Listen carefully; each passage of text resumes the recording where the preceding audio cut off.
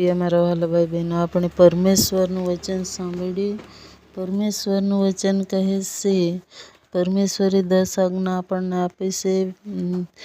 નિર્ગમન તેની 20 અધ્યાય 3 કલમમાં કહે છે, પહેલી આજ્ઞા, મારા સિવાય તારો કોઈ અન્ય દેવ ન હોય. અને બીજી આજ્ઞા 4 કલમમાં કહે છે, તું તારે સારું કોઈ કોરેલી મૂર્તિ ન કર. અને ત્રીજી આજ્ઞા કહે છે, તારા દેવ યહોવાના નામ તું ઓછા ન લે. 7 કલમમાં કહે છે. અને ચોથી આજ્ઞા કહે છે 8 કલમની અંદર, સાબત દિનને તું પવિત્ર પાડવાને તું યાદ રાખ. અને 5મી આજ્ઞા કહે છે 12 કલમમાં, તારા બાપનું તથા તારી માનું સન્માન કર. અને 6ઠી આજ્ઞા 13 કલમ કહે છે, તું ખૂન ન કર. અને 7મી આજ્ઞા 14 કલમમાં કહે છે, તું વ્યભિચાર ન કર. અને 15 કલમમાં 8મી આજ્ઞા કહે છે, તું ચોરી ન કર. અને 9મી આજ્ઞા, તું તારા પડોશીનું વિરુદ્ધ જૂઠી સાક્ષી ન પૂર. અને 10મી આજ્ઞા કહે છે 17 કલમમાં, તું તારા પડોશીના ઘર પર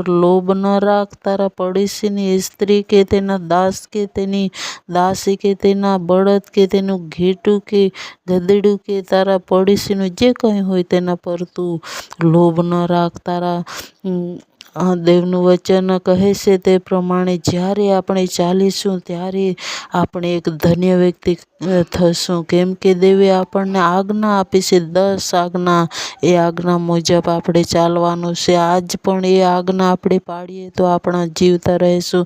કેમ કે આજ વચન કહે છે, તું ખૂન ન કર. તો પણ વ્યક્તિ આજે ખૂન કરે છે. તું વ્યભિચાર ન કર. તો પણ વ્યક્તિ આજે વ્યભિચાર કરે છે. અને તું ચોરી ન કર. તો